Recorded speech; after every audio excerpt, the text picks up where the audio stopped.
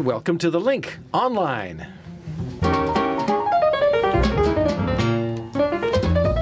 I feel like I'm an orchestrator here and a conductor, because in the studio we have Lynn Desjardins. Hi. And Carmel Kilkenny. Hello. And Marie-Claude Simard. Hi. And in the control booth, Chantal Saint-Sauveur. So welcome to you all to the program. Now, coming up on the show this hour, Lynn? I'll talk with a professor who says the use of Facebook data to manipulate the U.S. election signals the age of information warfare.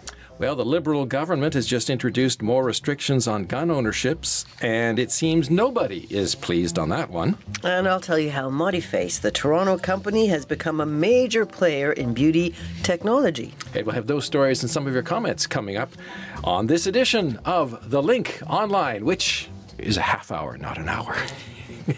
Now it's time for Chantal Saint-Sauveur to hit the button. And she does indeed. All right, so Facebook apparently has topped many newscasts this week, boy, around the world for that matter. A Canadian whistleblower said that the personal information of 50 million Facebook users was manipulated by a company called Cambridge Analytica, and that was to sway the U.S. election that made Donald Trump president. Canada's privacy commissioner and the Canadian government want to know if the data of Canadians was mined in the same way. And Lynn, you had more on this. Right, Mark. I spoke with a professor who called this the weaponization of information.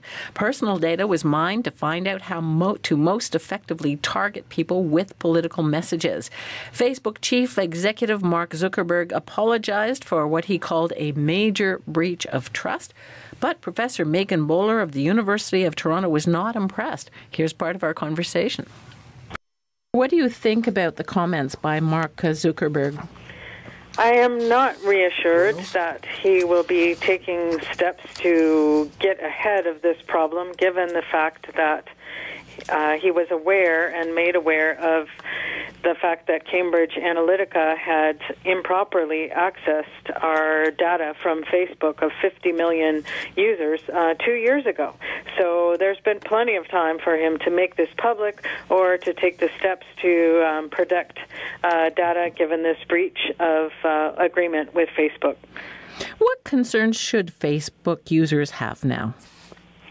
I think what we need to realize is that when we are signing up for these so-called free social media platforms, it is really not free at all. We are giving away very sensitive information about what we like, what we buy, what we purchase, all of our activities, our preferences, our political leanings, and that information is then sold to advertisers or to app developers who are wanting to use that information. But even more concerning is that we are in an age of information warfare where information is being weaponized. And what that means is that in this case, where there is very much concern and evidence that the 50 million profiles that Cambridge Analytica attained through taking Facebook data was then used to sway the election in the United States and to target individual voters and thereby change the entire political landscape of the United States. Did we sign up on Facebook thinking that our information was going to be used to change political elections? I don't think so. So I think one of the main concerns we need to have is being very careful about how we use these social media platforms. Facebook owns WhatsApp and Instagram, and do you know how your information is being sold? Well, some people may be tempted to just delete their Facebook accounts. Can they do that? Yes, it's fairly easy. And first of all, you can archive everything you ever put on Facebook. In one couple of moves, you can just save all of those photos, all of those posts from your entire Facebook history before you request your account to be deleted. And once you do make that request to delete your account, there's a long grace period. So if you change your mind, you can go back and log in and everything's still there. And once you delete it, the Facebook tells us that within 90 days, it should have deleted all of the backup information. So those are steps people can take, as well as considering moving to other social media platforms. Why does Facebook have a monopoly on platforms? That was just a part of my conversation with Megan Bowler, a professor of social justice education at the University of Toronto. So she's saying it's really time for Canadians to discuss whether these social media giants should be regulated, much as broadcasters and telecommunication companies are regulated right now in Canada. She says, some people think that's not a good idea for freedom of speech, freedom of expression, but she says it's time now really to have a good long conversation about that. She also, she was talking there about going to other social media networks that don't distribute and don't sell your data. They exist, and you can always get your friends and your family to join those networks. Or she says maybe we should just go back to the telephone, call each other, see each other, have dinner together. What a novel idea. Not happening. How many times have you seen your child text somebody who lives like across the street instead of actually going over to say hi? Or, in the next room. Come on, I've texted them upstairs. Yeah, dinner come down for dinner. Well, it's the new world order. We'll have more on technological development coming up just towards the end of the show. There's something interesting that I found out today. That's coming up later.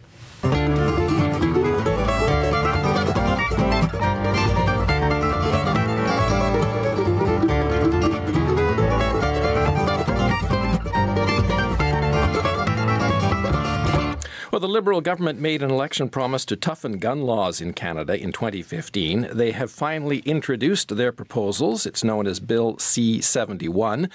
In announcing the bill, the Public Safety Minister, Ralph Goodale, cited figures to justify laws showing how gun crime and murders have increased. However, the figures were shown yesterday by a CBC reporter to be deliberately cherry-picked to exaggerate the situation, and according to statistics experts, not the proper way to determine trends. Meanwhile, the government insists this is not a reintroduction of the astronomically expensive registry of long guns, that's rifles and shotguns, which was also extremely controversial, but gun-owning advocacy groups say it's merely a registry through the back door. Gun control lobbyists say the bill doesn't go nearly far enough, although it now also bans 2 rifles which had been legal for years. The government says it will help fight the gangs and guns problem in Canada. Tony Bernardo is the executive director of the Canadian Shooting Sports Association, and in this excerpt I ask him if this new law will help deal with guns and gangs. No, of course not. This is more regulation on the law-abiding, and, this is the whole thing. Guns and gangs, so the big summit they had a couple of weeks ago, I was there, I was at the summit, and it was quite good. And what I heard was about 20 minutes about guns and the entire rest of the day about the incredible gang problems that are being had across the country. And frankly, this does absolutely nothing. It doesn't even begin to address that stuff. All it is more hoops to jump through and more regulatory requirements on the people who already obey the laws. So what does this actually accomplish then? The only thing I could think of in here is they're going farther back on background checks for violence and mental illness. Now, this is sort of good, okay? And the reason I say sort of is because there's a lot of open for a lot of abuse here. But for example, you got an Afghan vet who comes home to Canada 12 years ago, and he has to be treated for a couple of months for depression that he's had for the terrible things he's seen. Are we going to hold this against this man 12 years later? Somebody you had, treated for depression when they were in high school, but they're 55 now. It's this kind of thing. This is the potential for abuse. Mr. Bernardo, do politicians who make these decisions, do the people, the general public, and those advocating for stronger laws even know what our current laws are? Well, the general public has no clue at all, and you can't expect them to. The Firearms Act is 144 pages long. Plus, there's regulations, and there's pages and pages of regulations. Then you've got the media, who is breathless to report anything that is exciting and racy, and of course the old axiom, if it bleeds, it leads. So the misinformation floating around out there, especially in Canadian society, is absolutely rampant. Huge. There's the often used phrase of assault rifles on the streets and people buying these black guns, calling them assault rifles. Are they, in fact, assault rifles? What are they? No, they would be like military look-alike rifles, and quite frankly, Canadian crime with these is almost non-existent. And assault rifles, by the way, have been banned in Canada since the 60s. There is no such thing. Not in Canada. The AR-15 in Canada for civilians is a 5-round target rifle. That's all it is. But critics often say, that type of gun is not suitable for hunting. It's only suitable for killing people. You know why? Because they won't let us hunt with it. And over 40 countries in the world allow you to hunt with pistols, but not Canada. Canada says, no, you can't do that. What is your overall assessment of this new set of laws, restrictions, and so on introduced by the federal Liberal government? Well, it does nothing to protect the public in any way, shape, or form. Absolutely nothing at all. Tell me how any of that affects a gang. Nothing. Nothing at all. Gangs do whatever they want to do. And that was part of my conversation with Tony Bernardo, Executive Director of the Canadian Shooting Sports Association.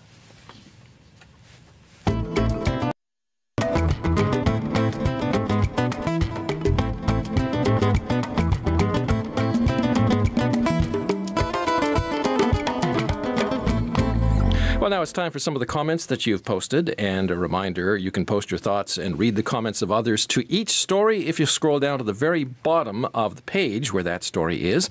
And starting us off today, a huge kerfuffle over a directive from the government that employees of Service Canada who deal with the public over such things as passport, employment insurance, and other things were supposed to avoid using gender-specific terms like Mr. and Mrs. and mother and father and so on. Mrs. Jackie Patterson commented, "It is a most disrespectful government that takes 40% of my income and refuses to acknowledge that women are paying his salary to the expense and detriment of their own little boys and girls." On the same story of addressing people in a gender-neutral way, Sala wrote, "A directive from the Liberal government? What a disgusting and disrespectful decision, one of many by this government." And indicating the feeling this story has generated, another comment came from Romulo Lim. "Who is the idiot that came up with this? I'm a male who was born over 60 years ago, a husband to my wife and a father to my daughter. Until the English-speaking world comes up with a new decree forcing me to use these terms to be recognized, I will continue to be man and not a person kind or people kind. Don't become the laughingstock of the civilized world. We Canadians deserve better." And a note to say that the mentioning of people kind there comes from a comment by the Prime Minister who said that during a public gathering in Edmonton that he prefers to use the word people kind as opposed to mankind. Although afterwards, there was a bit of a kerfuffle about that, of course, and afterwards he says, no, it was just a failed attempt at humor. And on that story about the gender-neutral thing, because it caused such a huge reaction across Canada, negative reaction, the minister responsible for Service Canada came out and said, no, you've misunderstood. It was just a badly worded directive, and people can be addressed the way they want to be addressed, and we're working on that. So there you go. All right, moving right along, a story about related to the thousands of migrants, actually, who crossed illegally into Canada last year from the U.S. as American President Trump hinted that the special temporary protection for Haitians and others might come to an end in that country. The thousands who crossed into Quebec claiming asylum have to be fed, housed, clothed, and otherwise looked after. Quebec has just sent a bill to the federal government for $146 million, saying asylum claimants and the international border is the federal government's concern concerned. Quebec has been paying for them, and now they want to get paid back. And Bill Bunyak said this. The damage that Prime Minister Trudeau has done cannot be easily undone, but this is a step in the right direction. Compensation for incurred damage is the least that Quebec should ask for. On the same story, C. Prosick commented. Thumbs up to Quebec. It's going to get a lot worse here in Canada with the Liberal government in power. Good luck to us Canadian taxpayers, because it is we who foot the bills for these people who should be turned back. All right, on a story we had about vandals spray painting, I should say, statues of Queen Victoria late at night in Montreal in protest apparently of colonialism or other perceived affronts. Jim Coward wrote this. Cowards, lazy cowards. If they have reasons for disliking the statues, then this is an ugly and stupid way to express themselves. In a story from late last year about protests against Nestle pumping groundwater in Ontario for its bottled water products, Roger wrote, They are looking the same in Brazil. And we had a story last month called Cyber Threat. FBI issues another warning about Huawei. David O'Connor wrote this. This news is just a little disingenuous. My wife and I are both on Huawei phones. Say that again? Huawei. Huawei, which we find quite marvelous. I've no doubt that there is some sort of tracking or spying device embedded in them, as in each and every smartphone, in quotes. When I first heard this report on CBC, the question that came to mind was, where the heck are iPhones and all Apple computers manufactured? I wonder. Anybody know?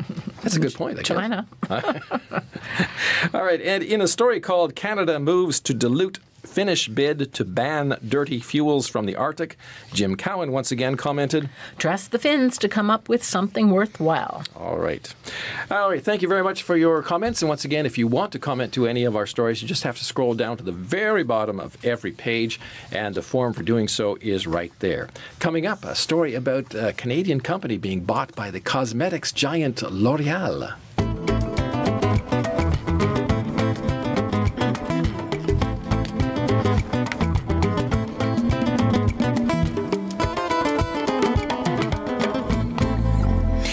So, Modiface is the Toronto-based company that was bought by L'Oreal, as you said, Mark, recently for an undisclosed amount. But the agreement, the good news is, leaves Modiface in Toronto, where it is well established in the artificial intelligence and augmented reality research community that created it. L'Oreal, of course, is the Paris-based giant, the largest cosmetics company in the world, and it will integrate the work of Modiface into its digital services factory. L'Oreal's chief digital officer, Lubomira Rocher, described the acquisition as the reinvention of the beauty experience. Param Arabi is a professor in the engineering department at the University of Toronto and co-founder and CEO of Modiface. I spoke with him earlier this week and began by asking him about the role of augmented reality and artificial intelligence in the beauty industry.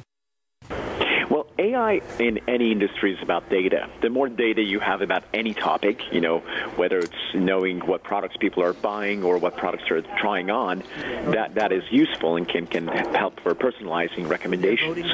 But the other AI that we deal with perhaps more directly is the ability to look at a face from an image or a video and understand where someone's lips are, what eye color they have, what hair color they have. So visual extraction of that data from an image, which is uses AI, and that information is directly relevant and useful for the beauty industry.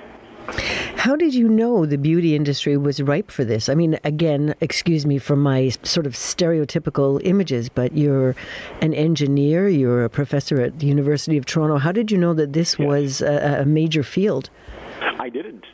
I was working on a project for making speech recognition more accurate by tracking the contours of the lip.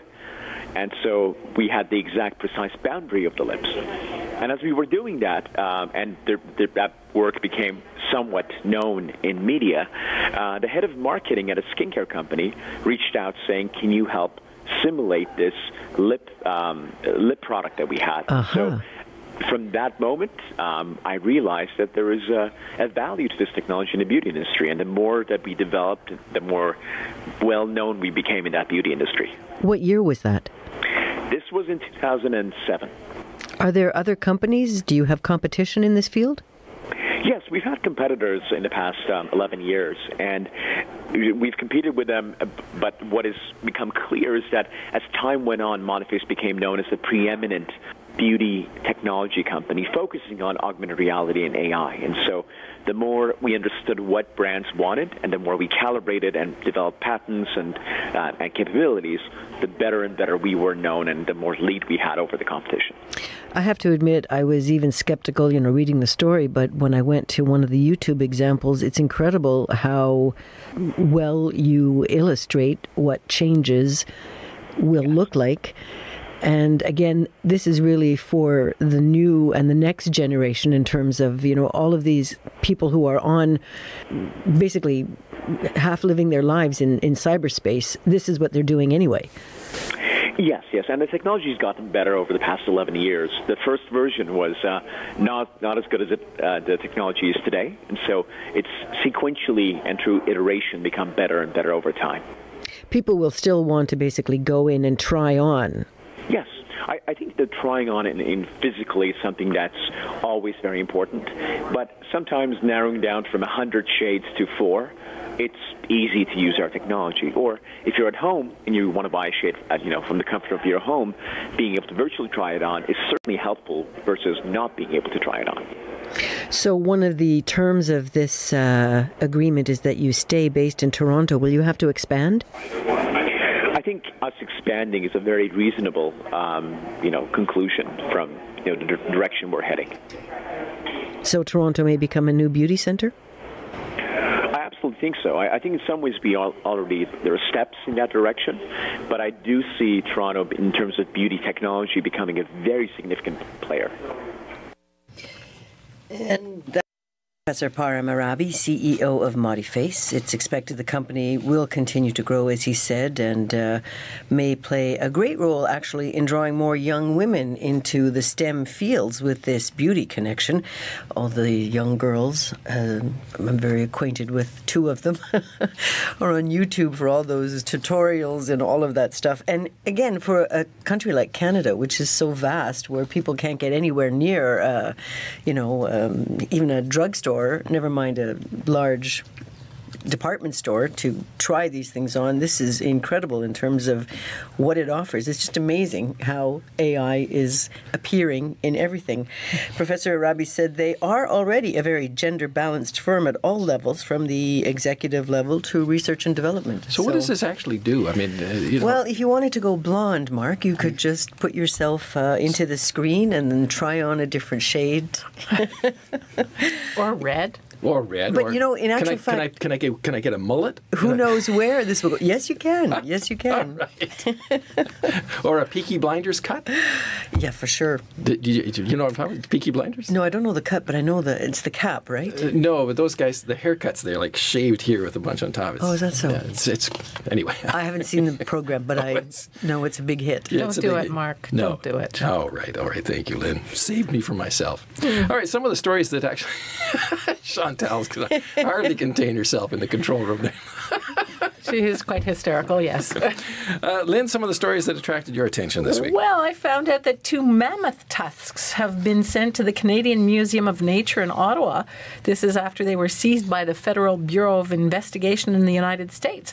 The tusks are about 1.5 meters long, and they're in good to fair condition. Now, according to the FBI, these tusks were illegally acquired by a U.S. collector who told investigators that he excavated them between the western city of Calgary and the Yukon border with Alaska, somewhere in between there. That's a huge area he's talking about, but anyway, only a couple thousand square kilometers at least. Yeah. And he did this during a trip to 1960. He transported the tusks home to Indiana in the United States, and they stayed there until the FBI recovered them in 2014. Now, the man has since died.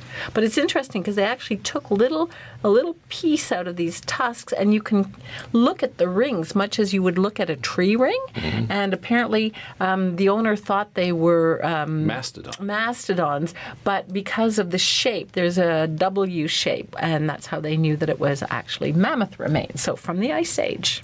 And those mammoths were everywhere, like all over North America, Asia, all over the world. It's quite amazing.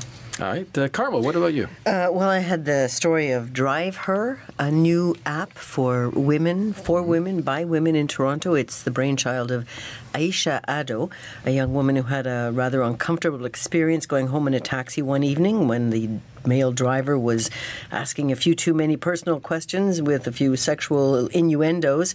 And she got to thinking after the ride that maybe a few other women were feeling the same way or had the same experience. So she got together with some other women, created this app, Drive Her, which went into operation March 16th. And if all goes well, in the Greater Toronto area where they're now based, they intend to expand into other cities and areas in Canada. All right. Cool. Marie-Claude, you have somebody who is a regular watcher of us. Who is that? What? You have somebody who watches. You were telling me this just a while ago. Okay, that somebody who watches us. Oh, that's funny. Yes, we have a fan. And who is that? In Quebec City. Well, she's a relative. And actually, I'm going to go visit her this weekend. Lucky Oh, you. can we come? Quebec Yes, City. she has a beautiful house in Old Quebec, inside the walls. She's one of the last owners of houses Last there. residents. Yeah. And you know what I'm going to do in Quebec City? I'm going to watch the St. Patrick's Parade. They're going to have their parade. Yeah, they have theirs this weekend, and it's going to be unlike ours, which was freezing cold outside. Yeah. But theirs, it's going to be 0. It's going to be Yeah. almost balmy. 0 degrees centigrade in Canada is almost balmy in Yeah, March. I asked actually the organizers why they were having it a week after the actual St. Patrick's Day, and they gave me 3 reasons. One is that all the big musical groups, bagpipes player and drums player, are busy in their own cities. The other reason is that it's kind of organized by the same organizers as Montreal, so they don't want to short circuit, each other. Yeah. And because it's really cold still in Quebec when you're wearing a Yes. kilt on the 17th, so they wanted a bit later. So, anyways, if you missed our parade in Oh, I Montreal, did not. you I could- was right You were there. there? Yes, yes. It was Miss great fun. Irish here, of I was course. dressed properly. I had Brave. great warm boots and my winter... Yeah, but it wasn't that bad because at Oh, least it was bad sunny. enough. It was Well, cold. it was sunny, Very yeah. And we sunny. were standing in the sun, so that I mean, really we've had helped a lot. parades where it was raining buckets and Or snowing. or snowing. Or I remember one time I actually went down there and it was like the Arctic. It was like minus 30 with a bitter wind, and I thought, how can people march in this parade for a couple of hours? Well, that's the thing. You never know what it's going to be in March. Yeah. You just don't Well, know. you've participated in quite a few in various Well, forms. and like a fool, I have this McGill University jacket, which is supposed to be red, but I have one that's green, so it's quite a laugh to wear it on St. Patrick's Day, except that it's not that warm, and I've been known to get on that float and just freeze to death because I'm wearing this little jacket, but I look cool. You don't have to. Very You don't have to cool. wave. You're just shaking. Yeah, exactly. So, Marie-Claude, who is the watcher? Who is your? Her name is Barbara. Hello, Barbara. Hi, Barbara. Hello, Barbara. On se voit bientôt. On se Enjoy voit the ce soir. parade. Chantal, if you would, with the background music, please. Now, I mentioned at the beginning that I was having a story about high tech, and you know what I found out this week was that the company here in Quebec called Desjardins, which is like a huge bank, it's extremely popular. Yeah, no relation to me, unfortunately. Unfortunately, otherwise you wouldn't be here. You'd be in a castle somewhere. Yes. But anyway, the company says they're going to get rid of ATMs. Oh, And then what? Well, then because they're going to transfer the technology to people with smartphones, so you'll have to do everything electronically over a smartphone. oh, great. And for those of us Oh, who you know don't what? have data on their phones because they're too cheap, because we have the highest data costs in the whole world, Yeah. what am I going to do? Spend more. Cost more. Yeah. Interesting. Carry So cash. yeah, actually, yeah. Trade, barter. Over the next 10 years, they're going to phase out the traditional ATM, which has basically become iconic all around the world. So my thinking is, if Desjardins is doing that here, if they're moving to the virtual money kind of thing, then probably this is a phase that's going to happen elsewhere around the world as other places start to say, yeah, me too. So get ready for it. The cashless society is yeah, coming. and then Big Brother can watch that too and Oh, see yeah. absolutely everything you're doing It's with all your connected entire anyway. life. There's no escaping it. Hello, Big Brother. And sister. All right, well, I guess that comes to a close for the program. So, Linda Jean, say goodbye. Oh, bye now. Carmel See you. Kilkenny, Come say back goodbye. next week. Enjoy the last of St. Patrick's Day. And Marie-Claude, say goodbye and hello to Barbara. Goodbye again, Barbara, and everybody else. And I'm Mark Montgomery. Do take care until next time. Bye-bye. Bye.